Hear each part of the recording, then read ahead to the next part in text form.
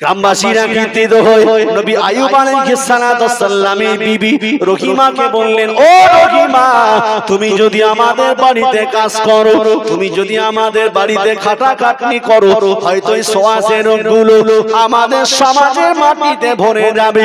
তাই আমরা কেউ চাই না যে তোমরা আমাদের বাড়িতে কাজ করো।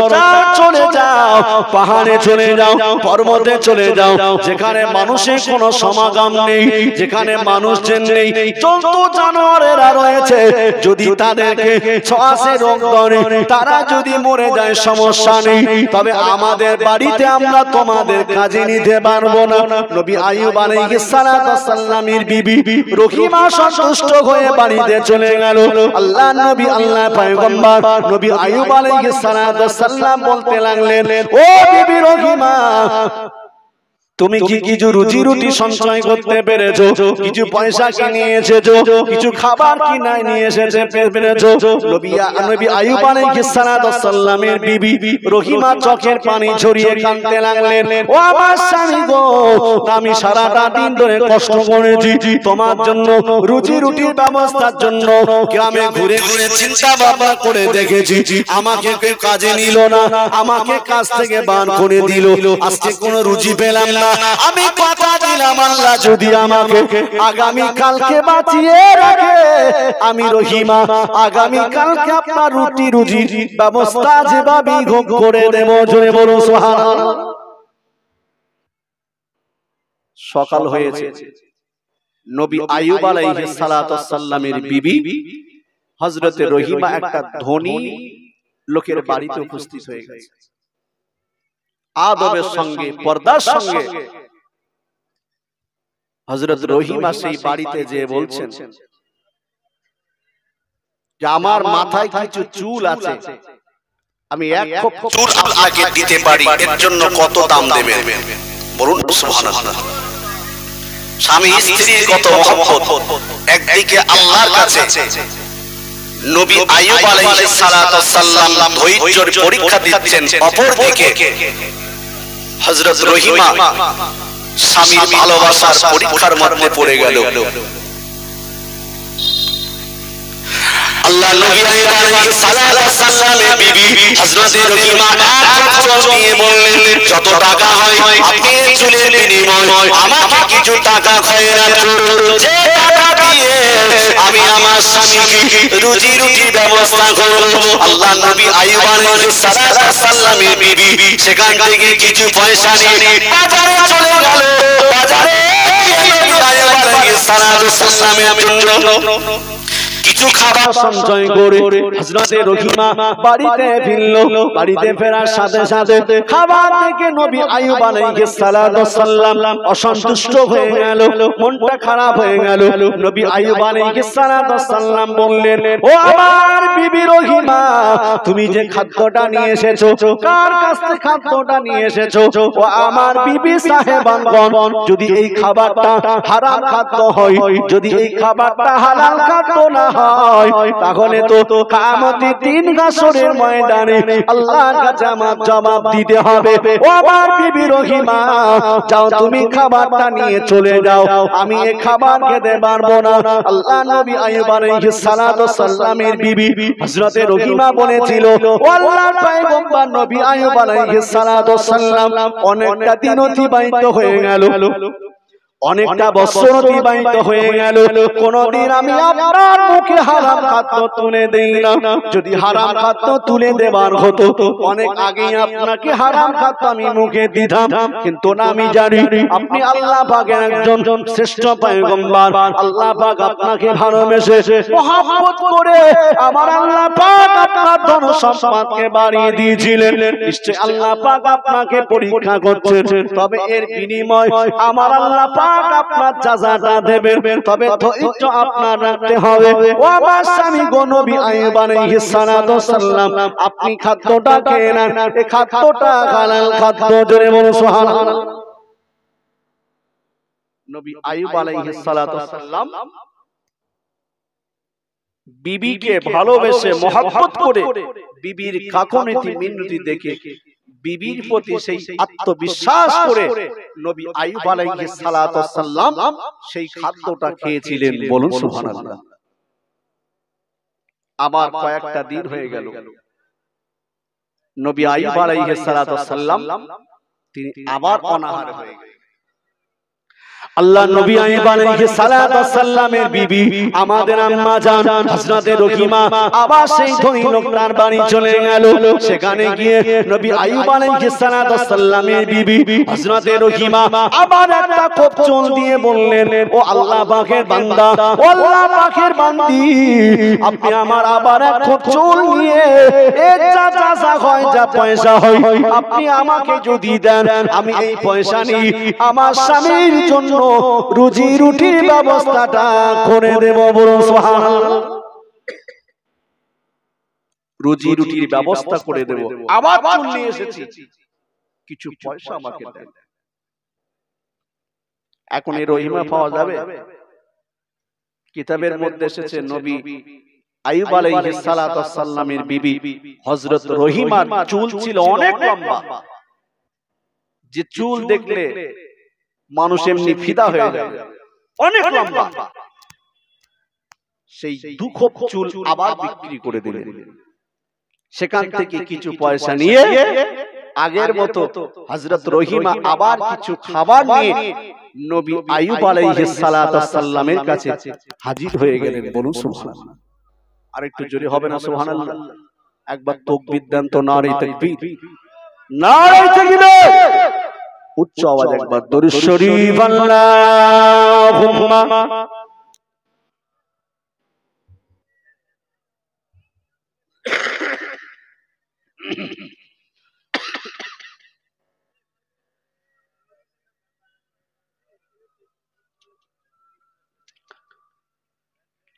খুব মহব্বতের সঙ্গে আল্লাহুম্মা সাল্লি আলা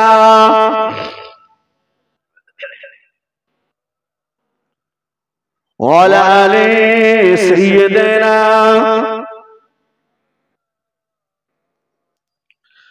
ও মদিনা তোমায় বলতে পারি না, ও মদিনা তোমায় বলতে পারি না, কি করে ভুলবো তোমায়, কি করে ভুলবো তোমায়, বলো না বলো না। তোমার কোলে শুয়ে আছেন যে জনা, যাকে সৃষ্টি না করিলে আমার রব্বানা কিছু সৃষ্টি করত না। ও গে মদিনা তোমায় বলতে পারি না, ও গে মদিনা তোমায় বলতে পারি না। আল্লাহুম্মা সাল্লি আলা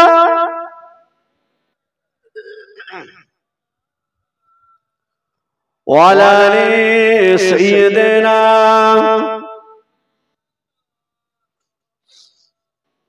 আলহামদুলিল্লাহ।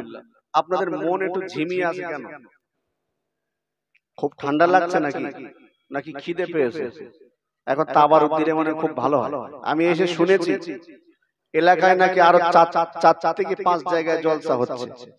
মানুষ আর কত জলসা শুনবে নাকি? তবে আপনাদের একটু চাঙ্গা থাকতে হবে, বিশেষ করে গ্রামবাসী যারা আছে, মাহফিলে এসে তাদের আগে বসা উচিত। কিন্তু আমাদের এমন সিস্টেম হয়ে গেছে, এক একটা জলসার জন্য এক একটা বাড়িতে 20 জন, 30 জন, 40, 50 জন করে কুটুম আমরা দাওয়াত করে থাকি। অমুক দিন মিলাদ হবে, খবরদার মিস করো না। ওরাও দেখছে কিছু হোক আর না হোক দুটো খাওয়া তো হবে। এই নিয়ত করে যারা আসে তারা ঘুরে ঘাড়ে দুটো খেয়ে বাড়ি যায়। আর বাড়িওয়ালাও তাদের খাওয়ানোর জন্য মেহমানদারি ব্যবস্থা করেছেন। মেহমানদারি করাতে করাতে তারও 12টা বেজে গেল। এসে আখিরি মোনাজাতে উপস্থিত হলো। আখিরি মোনাজাতে উপস্থিত হলো। তাই যে লাস্টে থাকবে, শেষে থাকবে, আখিরি দোয়া করবে, সে হুজুর দেখছে যে মাহফিলে আর জায়গা দেওয়ার মতো কোনো রাস্তা নেই, পুরো মাহফিলটা ভরে গেছে। কেন বলেন না? তাবারুক নেওয়ায় নাকি বিরাট বরকত। তাবারুক লাগবে, তাবারুকে বিরাট বরকত। তাবারুক খেতে হবে। তাবারক নাকি খুব ভালো লাগে, একদিকে টেস্ট লাগে, সুন্দর লাগে, অপরদিকে তাবারক খুব ভালো লাগে। তবে আমরা এই জিনিস কেন ছাড়বো, এই থেকে কেন বঞ্চিত হব? তাই বাড়িতে যারা থাকে, যেখানে যে অবস্থাতে থাকুক না কেন, কাজ কাম সব ফেলে ধুলে দিয়ে শেষের বেলায় এসে আল্লাহুম্মা আমিন করে তাবারক নিয়ে বাড়ি যায়। এর নাম মিলাদ। আল্লাহ আমাদের হেফাজত করুক, বলুন আল্লাহুম্মা আমিন। আর কিছুক্ষণ পরেই তো আমাদের সে আমন্ত্রিত বক্তা আসছে, আপনাদের সম্মুখে বক্তব্য রাখবে। বা আপনাদের এসে যদি দেখে এই অবস্থা, ফাঁকা মাঠে কিন্তু গোল দিতে ভালো লাগে না, লাগে? লোকজন থাকবে তবেই তো মানুষ বাহা বাহা করবে, তবেই তো প্লেয়ার গোল দেবে। তাই উৎসাহিত দেবার মতো মানুষ এখন কমে গেছে। আল্লাহ হেফাজত করুক, বলুন আল্লাহুম্মা আমিন। যে কথা আলোচনা করছিলাম, নবী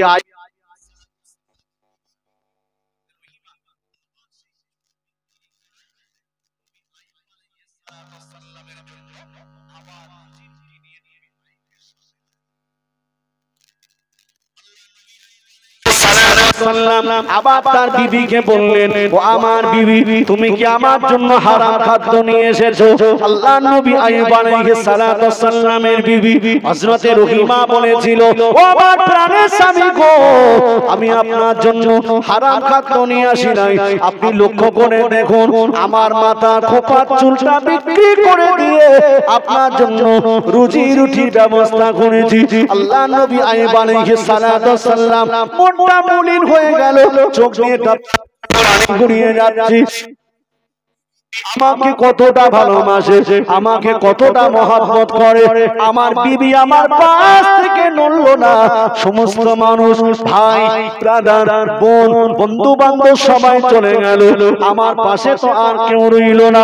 তবে আমার বিবি শেষ পর্যন্ত সংসার না চালাতে পারার কারণে তিনি তার মাথার চুলটা বিক্রি করে দিয়ে আমি নবী আইয়ুব আলাইহিস সালাতু ওয়াস সালাম আমার রুজি রুটির জন্য ব্যবস্থা করে দিল।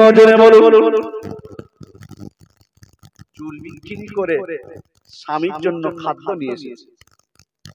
আল্লাহ নবী আইয়ুব আলাইহিস সালাতু ওয়াস সালাম আর সহ্য করতে পারলেন না, জমিনে পড়ে গেল। আল্লাহ জমিনে পড়ে যে চোখের পানি জড়িয়ে জড়িয়ে কাঁদতে লাগলো। ও রব্বুল আলামিন, আল্লাহ আমার বিবি হযরতে রহিমা আমাকে এতটা ভালোবাসে, আমাকে এতটা মহব্বত করে। আমার বিবি আমার রুজির জন্য, আমার ক্ষুধার্তর জন্য, আমার মেহমানদারির জন্য আমার বিবি নিজের মাথার চুলটা বিক্রি করে ফেলেছে। আল্লাহ আমি নবী আইয়ুব আলাইহিস সালাতু ওয়াস সালাম 18টা বছর ধরে সহ্য করেছি, আপনার দরবারে কোনদিন দোয়া চাইনি আল্লাহ আমার রোগ মুক্তির জন্য। তবে আপনার কাছে আমি বারবার দোয়া চেয়েছি, আল্লাহ পাক দয়াময় দয়া করে আপনি আমার জবানে পোকা লাগাবেন না। আল্লাহ আমি এই জবান দিয়ে আপনার নামে সব জিকির করি। আল্লাহ আমি এই জবান দিয়ে আপনাকে আল্লাহ বলে রাখি। আজকে যদি আমার এই জবানে আপনি পোকা লাগিয়ে দেন, আপনার জবানে যদি পোকা লাগে, আমার জবানে যদি পছন্দ ধরে, আমি আইয়ুব আলাইহিস সালাতু ওয়াস সালাম আপনাকে তো আল্লাহ বলে ডাকতে পারবো না, আপনাকে তো আমি রব বলে ডাকতে পারবো না। আপনার নামে জপ থেকে করতে না পারার কারণে আমি আইয়ুব আলাইহিস সালাতু ওয়াস সালাম আপনার কাছে 18টা বছর ধরে যাচ্ছি, জিভে আমার পছন্দ না ধরে, তার জন্য আমি দোয়া চেয়েছি আল্লাহ পাক।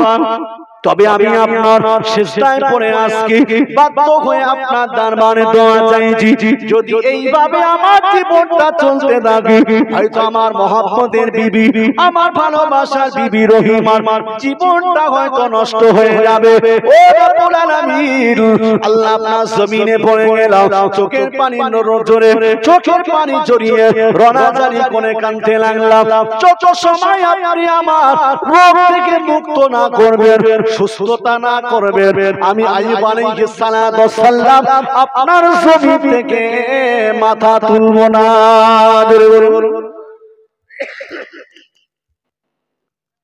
নবী আইয়ুব আলাইহিস সালাতু ওয়াস সালাম আল্লাহর জমিনে মাথা দিয়ে চোখের পানি ঝরিয়ে কাঁদছে, আল্লাহ আমি আর সহ্য করতে পারলাম না, আপনার দরবারে দুহাত তুলে আমি দোয়া চেয়েছি, আল্লাহ আপনি আমার জিভে যেন পছন্দ দেবেন না, পোকা দেবেন না, জিভটাকে যেন নষ্ট করবেন না।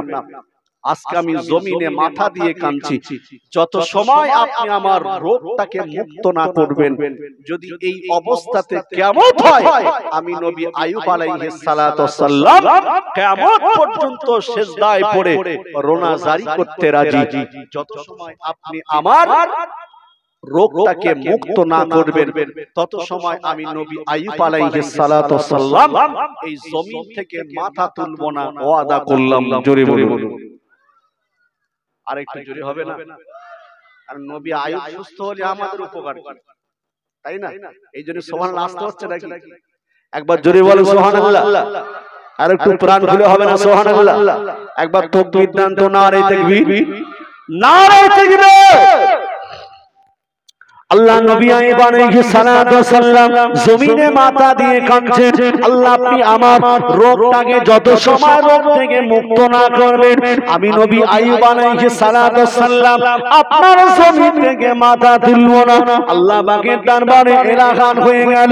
আমার আল্লাহ পাক এলাহান করে বললেন, ও নবী আইয়ুব আলাইহিস সালাতু ওয়াসসালাম, তুমি একবার জমিন থেকে মাথাটা তোলো। জমিন থেকে মাথাটা তুলে তুমি একবার জমিনে একবার পানি নিক্ষেপ করো। একবার জমিনে পানি নিক্ষেপ করার পরে যে পানিটা উঠবে, ওই পানিতে তুমি একবার গোসল সেরে নেবে। ওই পানিটা একবার বিসমিল্লাহি আল্লাহু আকবার বলি এই পানি পান করে নেবে। আল্লাহ নবী আইয়ুব আলাইহিস সালাতু ওয়াসসালাম জমিন থেকে মাথা তুললেন।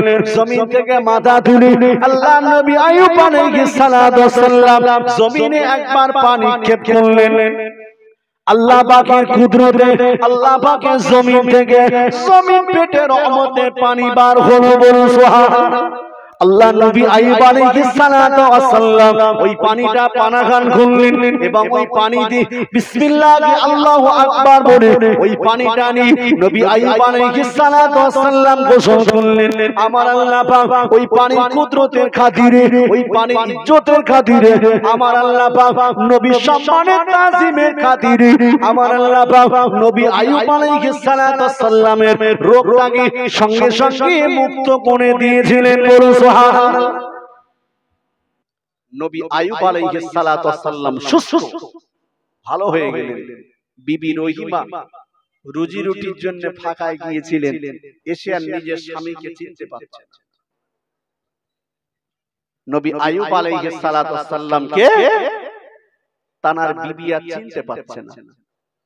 তিনি বললেন, হে আল্লাহর বান্দা, আপনি কি এখানে আল্লাহর পয়গম্বর নবী আইয়ুব আলাইহিস সালাতু ওয়াসসালামকে দেখেছেন? উনি কোথায়? তবে কিছুটা রূপ আপনার মধ্যেও আছে নবী আইয়ুব আলাইহিস সালাতু ওয়াসসালামের রূপের মতো, বলুন না সুবহানাল্লাহ। নিজের বিবিকে চিনতে পারছেন না কেন? তিনি তো অসুস্থ, গায়ে তো পচন ধরেছিল, পোকা ধরেছিল, গোশগুলো খসে খসে পড়ছিল, হাড় হাড্ডি দেখা যাচ্ছিল, চেহারা দেখার মতো ছিল না। মানুষ দেখলে ঘৃণা করত, মানুষ কেউ পাশে দাঁড়াতো না। তবে আমার স্বামীর আগের মতো চেহারাটা কিছুটা সঙ্গে আপনার শরীরের মিল রয়েছে, বলুন সুবহানাল্লাহ। ও জানেরা, যুবকেরা, সোনা মানিক মা বোনেরা, আল্লাহ নবী আইয়ুব আলাইহিস সালাতু ওয়াসসালাম চোখের পানি ছেড়ে মিসকি মিসকি হাসতে লাগলেন। ও আমার বিবি গো, ও আমার বিবি রহিমা, তুমি তোমার স্বামীকে চিনতে পারছো না। আল্লাহ নবী আইয়ুব আলাইহিস সালাতু ওয়াসসালাম বললেন, ও আমার বিবি গো, আমার আল্লাহ পাকের সিজদায় পড়ে আমি কেঁদেছি, রোনা জারি করেছি, দোয়া চেয়েছি আমার আল্লাহর কাছে রোগ থেকে মুক্ত হবার জন্য। আল্লাহর কাছে দোয়া করেছি, আল্লাহ পাক আমি 58টা বছর ধরে নবী আইয়ুব আলাইহিস সালাতু ওয়াসসালাম এই রোগে ভুগেছি, কোনদিন আপনার দরবারে দোয়া চাইনি। তবে আল্লাহ পাক আমি দোয়া চাইতে বাধ্য হলাম, রোগ মুক্তির জন্য আপনার দরবারে দোয়া চাইতে বাধ্য হলাম, যেহেতু আমার বিবি আমার রুজি রুটির জন্য তার মাথা চুলগুলো বিক্রি করছে। ও আমার বিবি সাহেবানগণ, আমার আল্লাহ পাক খুশি হয়ে রাজি হয়ে আমার আল্লাহ পাক জমিন পেটে পানি বার করে দিলেন। আমি ওই পানিটা পানাখান করলাম এবং গোসল করলাম। আমার আল্লাহ পাক আমার আগের মতো চেহারাটা সুন্দর নুরানি দাড়ি চেহারা তৈরি করলেন, বলুন সুবহানাল্লাহ। আর একটু জোরে বলুন সুবহানাল্লাহ। আল্লাহ নবী আইয়ুব আলাইহিস সালাতু ওয়াসসালাম বললেন, ও আমার বিবি তুমি ওই পানিটা একবার পিলিয়ে নাও এবং গোসল করে নাও, আমার আল্লাহ পাক তোমার চেহারাটা সুন্দর করে দেবে। আল্লাহ নবী আইয়ুব আলাইহিস সালাতু ওয়াসসালামের বিবি হযরতে রহিমা তিরি স্বামীর কথা অনুযায়ী, আল্লাহ নবী আইয়ুব আলাইহিস সালাতু ওয়াসসালামের কথা অনুযায়ী হযরতে রহিমা ওই পানিটা পানাহার করলেন এবং গোসল করলেন। আমার আল্লাহ পাক নবী আইয়ুব আলাইহিস সালাতু ওয়াসসালামের বিবিকে আমার আল্লাহ পাক আগের মতো চেহারাটাও ফিরিয়ে দিলেন। বলুন সুবহানাল্লাহ। আল্লাহ নবী আইয়ুব আলাইহিস সালাতু ওয়াসসালাম এবং তার বিবি গ্রামে ফিরে এলেন। গ্রামের মানুষেরা অবাক হয়ে গেল, গ্রামের মানুষেরা চিনতে পারছে না। নবী আইয়ুব আলাইহিস সালাতু ওয়াসসালাম মিসকি মিসকি হেসে বলেছিলেন, ও গ্রামবাসীরা, আমার আল্লাহ পাকের দরবারে সিজদায় পড়ে আমি কেঁদেছি। আমার আল্লাহ পাক 18টা বছর ধরে আমার পরীক্ষা নিলেন। আমি নবী আইয়ুব আলাইহিস সালাতু ওয়াসসালাম আল্লাহ শহীদার বানে দোয়া চেয়েছি, আল্লাহ আমার দোয়া কবুল করে নিয়েছেন। শেষ পর্যন্ত আমার আল্লাহ পাক আমাকে সুস্থতা দান করে দিয়েছেন। জোরে বলুন। আরেকটু জোরে হবে না? সেই আল্লাহ বলছেন, আলাইসাল্লাহু বিকাফিনা আবদা। বান্দা বিপদে পড়েছো, মুসিবতে পড়েছো, সমস্যায় পড়েছো, পৃথিবীর কোন মানুষের দ্বারস্থ হইও না। তোমার বিপদ শুনে, আপদ শুনে, মুসিবতের কথা শুনে মানুষ ঠাট্টা করবে, বিদ্রূপ করবে, হাসাহাসি করবে। আমি আল্লাহ বলছি, তোমরা তাহাজ্জুদের নামাজ পড়ে গভীর রাতে, নিশিভ রাতে আমি আল্লাহ আমার কাছে বিপদের কথাগুলো জানাও। আমি আল্লাহ জানিয়ে দিলাম, তোমাকে সুস্থতা দান করার দায়িত্ব আমি আল্লাহ নিলাম। জোরে বলুন। আল্লাহ কি কাউকে সুস্থ করতে পারে?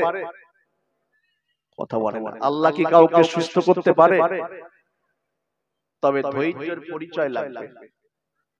ধৈর্যের পরিচয় লাগবে। নবী ইব্রাহিম আলাইহিস সালাতু ওয়াসসালামকে পুড়িয়ে দেবে, মেরে দেবে, ধূলিসাৎ করে দেবে।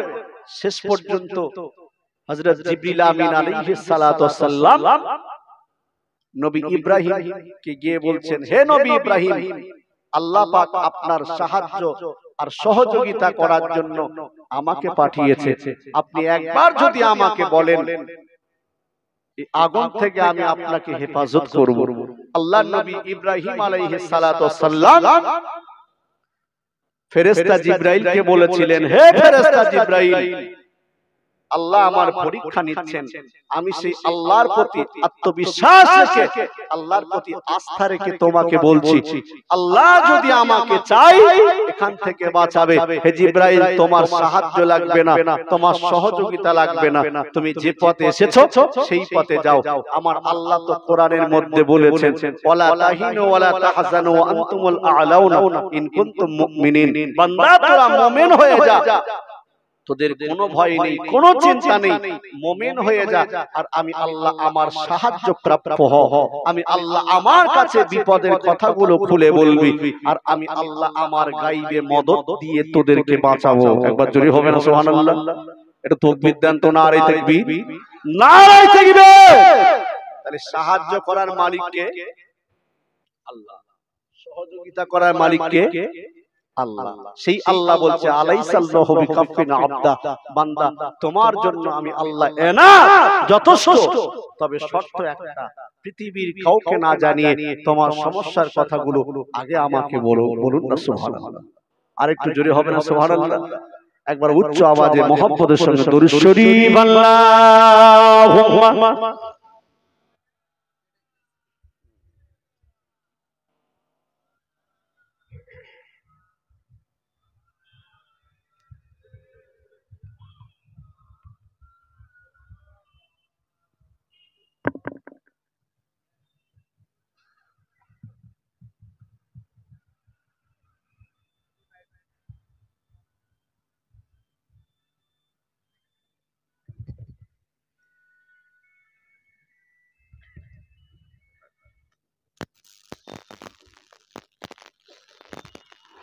উচ্চ আওয়াজে দরুদ শরীফ আল্লাহুম্মা সাল্লি আলা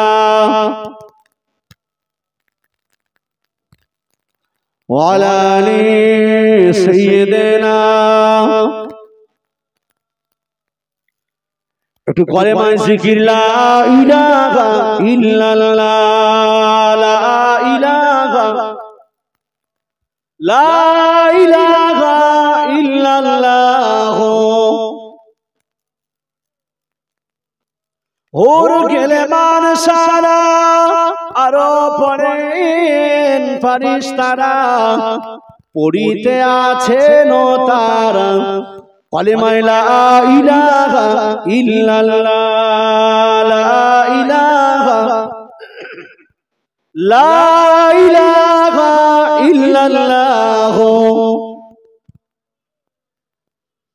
আল্লাহুম্মা সাল্লি আলা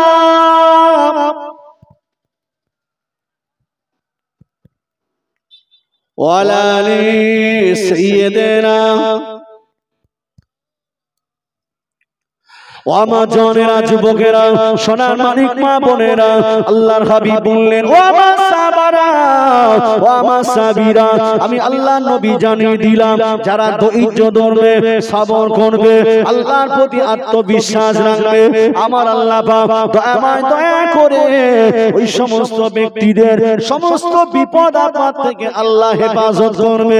আল্লাহ পাক বললেন আলাইসাল্লাহু বিকাফিন আবদা, বান্দা তোমার জন্য পৃথিবীর কেউ যথেষ্ট নয়, তোমার জন্য পৃথিবীর কেউ এনাত নয়। আমি আল্লাহ পাক জানিয়ে দিলাম যেভাবে আমার নবী সুলাইমানকে বাঁচিয়েছি, আমার নবী আইয়ুবকে বাঁচিয়েছি, আমার নবী ইব্রাহিমকে বাঁচিয়েছি, আমার নবী ইয়াকুবকে বাঁচিয়েছি, আমার নবী সুলাইমান আলাইহিস সালামকে বাঁচিয়েছি, আমার নবী ইউনূসকে বাঁচিয়েছি, আমার নবী জাকারিয়াকে বাঁচিয়েছি, আমার নবী ঈসাকে বাঁচিয়েছি। যেভাবে আমি আল্লাহ পাক আমার শেষ নবীকে আমি আল্লাহ রক্ষা করেছি, ওইভাবে গায়বে মদদ দিয়ে আমি আল্লাহ পাক তোমাদেরকেও হেফাজত করব। বলুন সুবহানাল্লাহ।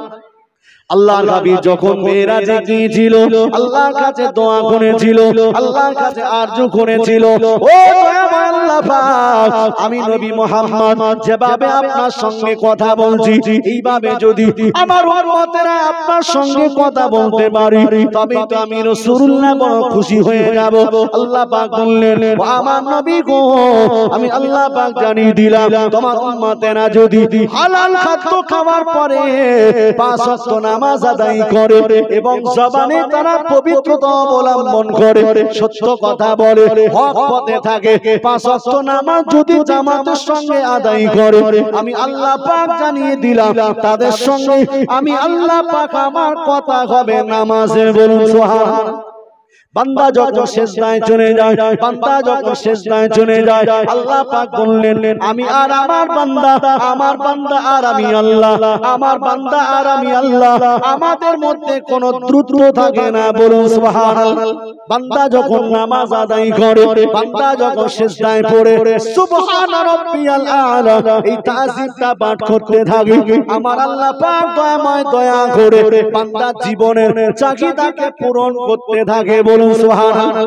আল্লাহ পাকে ফেরেশতারা বললেন ও আল্লাহ পাকের বান্দারা, আমার আল্লাহ পাকের আলিশান দরবার থেকে তোমার উপরে আমার আল্লাহ পাকের দয়া নাজিল হচ্ছে, আমার আল্লাহ পাকের রহমত নাজিল হচ্ছে। বান্দা তুমি সিজদা থেকে মাথা তুলো না।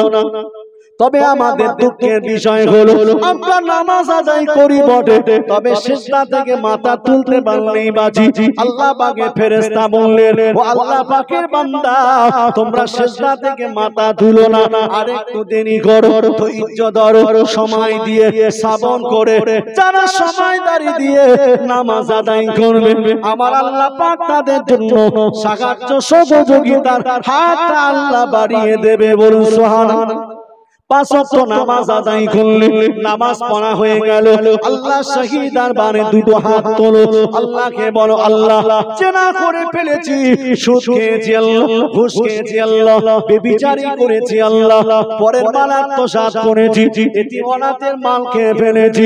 আল্লাহ পাক বললেন তোমার আসমান সমগ্র গুনাহ আমি maaf করতে পারি, তবে বান্দা তোমার জীবনে পবিত্রতা অবলম্বন করার পরে আমি আল্লাহ পাক আমার কাছে জীবনে মনের মতো তওবা করো ইয়া আইয়ুহাল্লাযীনা আমানু তুবু ইলাল্লাহি তাওবাতান নাসুহা ওয়া আমার ইমানদার বান্দা বান্দীরা আমি আল্লাহ পাক খালিস অন্তরে খাঁটি তওবা পাঠ করো আমি আল্লাহ পাক তোমার জীবনের চাহিদাকেও পূরণ করে দেব জোরে বলুন আরেকটু জোরে হবে না সুবহানাল্লাহ একবার তাকবীর দেন তো নারে তাকবীর আরেকটু জোরে হবে না নারে তাকবীর সিলসিলায়ে হক ফুরফুরা শরীফ সিলসিলায়ে হক ফুরফুরা শরীফ হযরত মাওলানা শাহানুর আলম সাহেব হযরত মাওলানা শাহানুর আলম সাহেব নারে তাকবীর হুজুর এসে গেছে কিছু সময় পরে আপনাদের খিদমতে আসবেন তবে একটু ধৈর্য ধরতে হবে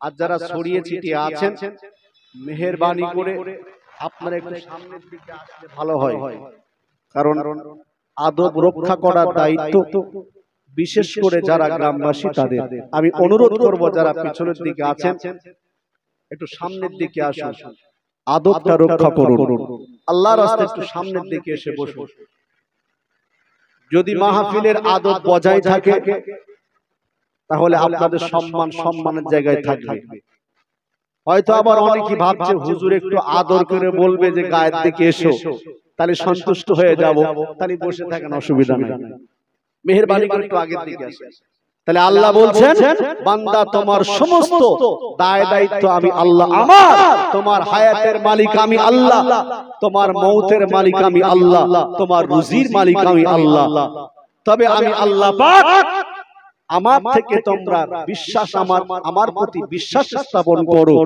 আমি আল্লাহ আমার প্রতি আস্থা রাখো আত্মবিশ্বাস রেখে পাঁচ ওয়াক্ত নামাজ আদায় করো বিপদে পড়লে সমস্যায় পড়লে পৃথিবীর কোনো মানুষকে জানিও না হয়তো তোমার বিপদের কথা শুনে পাঁচটা মানুষ হাসাহাসি করবে ঠাট্টা বিদ্রূপ করবে লগন নেবে তবে আমি আল্লাহ জানিয়ে দিলাম তোমার জন্য আমি আল্লাহ যদি এনাত হয়ে থাকি যথেষ্ট হয়ে থাকি পৃথিবীর কারোর কাছে তোমার সাহায্য চাওয়ার প্রয়োজন নেই সহযোগিতা চাওয়ার প্রয়োজন নেই আমি আল্লাহ আমার কাছে বলো বিশেষ করে যারা হিংসা করে যারা মানুষের সম্পদ দেখলে সহ্য করতে পারে না তাদের যদি কোনো রোগ হয় মানুষ দোয়ার জায়গায় বদদোয়া করে আল্লাহ ও কখন যাবে ঠিক কি না আল্লাহ ও কখন যাবে তবে হিংসা করলে মানুষের ইবাদত ওই হিংসা কুরে কুরে খাবে কিয়ামতের দিন আল্লাহকে বলবো আল্লাহ নামাজ তো পড়েছিলাম রোজাও রেখেছিলাম যাকাতও দিয়েছিলাম দরুদ পড়েছিলাম তাসবিহ তেলাওয়াত করেছিলাম এত প্রকার ইবাদত করলাম আল্লাহ নেকিগুলো গেল কোথায় আমার আল্লাহ কিয়ামতের ময়দানে বলবেন বান্দা তোমার জীবনে যা ইবাদত করেছো দুনিয়ার জিন্দেগিতে যা হিংসা করেছো তোমার ইবাদত ওই হিংসাগুলো কুরে কুরে খেয়ে নিয়েছে ঠিক কি না এক ভ্যানওয়ালা ধনীওয়ালা দুজনা বন্ধুত্ব করেছে বেশি দিন টিকবে তো ভ্যানওয়ালা সেই ধনীওয়ালাকে বলছে ভাই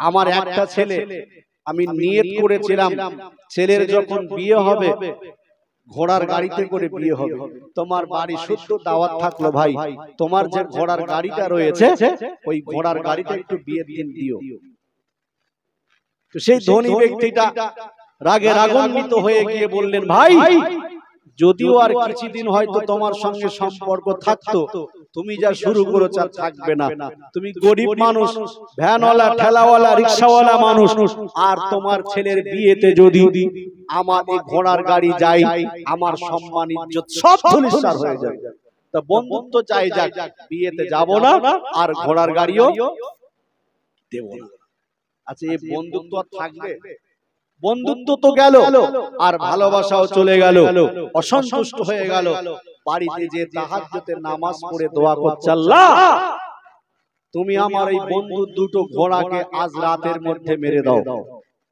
তাহাজ্জুদের নামাজ পড়ে আল্লাহর কাছে কোনো ব্যক্তি যদি দোয়া করে আল্লাহ ফিরিয়ে দেয় আল্লাহর কাছে দুহাত তুলে দোয়া করছে আল্লাহ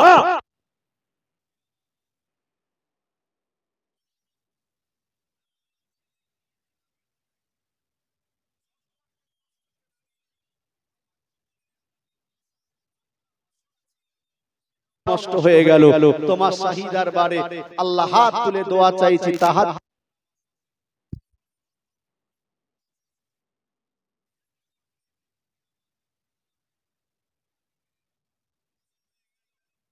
নামাজ আদায় করলো, নামাজ আদায় করার পরে বিবি ডেকে বলছেন, কই আমার স্বামী গো, কি হয়েছে চিল্লাচিল্লি করছো কেন?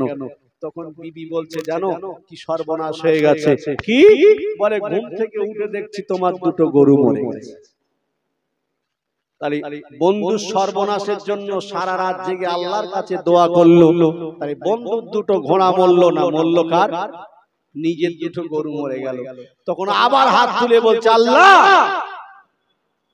দোয়া কবুল হয়েছে ঠিকই, আর মরেছেও ঠিকই, আর দুটো মরেছে এটাও ঠিকই, তবে তোমার ফেরেশতা যখন জাহান কবজ করতে এসেছিল, তোমার ফেরেশতার এইটা জানানি কোনটা গরু আর কোনটা ঘোড়া। তাহলে ফেরেশতার মনে হয় ভুল হয়ে গেছে নাকি? গরু তো ঘোড়াকে জাহান কবজ করতে যেহেতু গরুকে কবজ করে ফেলল, তাও আবার নিজের গরু। তাই আল্লাহ বলতে চাইছে, হিংসা করো না, হিংসা করলে তোমার জীবনের ইবাদত গুলো হিংসা কুরে কুরে খাবে, ঠিক কিনা? হিংসা যে করবে ক্ষতি তারই হবে। হিংসার থেকে নিজের জীবনটাকে বাঁচান। আল্লাহ রাসূলের একজন সাহাবা আল্লাহ রাসূলের কাছে উপস্থিত হয়ে গেলেন, ইয়া রাসূলুল্লাহ, ইয়া হাবিবাল্লাহ, হুজুর আপনার এই মহব্বতের সাহাবাটা এখানে থেকে কথাগুলো শুনে আবু জেহেলের কানে উঠিয়ে দেয়। হুজুরের বিচার কি করলে হয় করুন, এক কাজ করুন, আপনি আপনার দরবার থেকে বরখাস্ত করুন। আল্লাহ রাসূল বললেন, খবরদার, দ্বিতীয়বার তুমি এইভাবে আর কথা বলবে না। তার যদি দয়া হয়, সেই জ্ঞান হয়, আমার প্রতি যদি তার মহব্বত এসে যায়, নিজের ভুল যদি বুঝতে পারে, তাহলে সমস্ত যোগাযোগগুলো নষ্ট করে দিয়ে আমি রাসূল আমার কদম মোবারকে ক্ষমা চাইবে। বলুন সুবহানাল্লাহ। আর একটু জোরে হবে না সুবহানাল্লাহ? একবার তাকবীর দেন তো, নারে তাকবীর। আর একটু জোরে হবে না, নারে তাকবীর, নারে তাকবীর। আপনারা আসুন, হুজুর আসবে, নবী পাকের শানে ছোট্ট করে একবার সালাম পাঠাবো। তার ভিতরে জায়গার প্রতিষ্ঠান পরিবেশটা একটু তৈরি করতে হবে, মাহফিলের আদবটা একটু রক্ষা করতে হবে। সামনে অনেক জায়গা ফাঁকা আছে, আপনারা যে গুটি কতকগুলো বসে আছেন, আপনারা সকলে এসে এই জায়গাটা ভরপুর করে আসুন। নবী পাকের শানে ছোট্ট করে একবার সালাম পাঠাই, ইয়া নবী সালাম।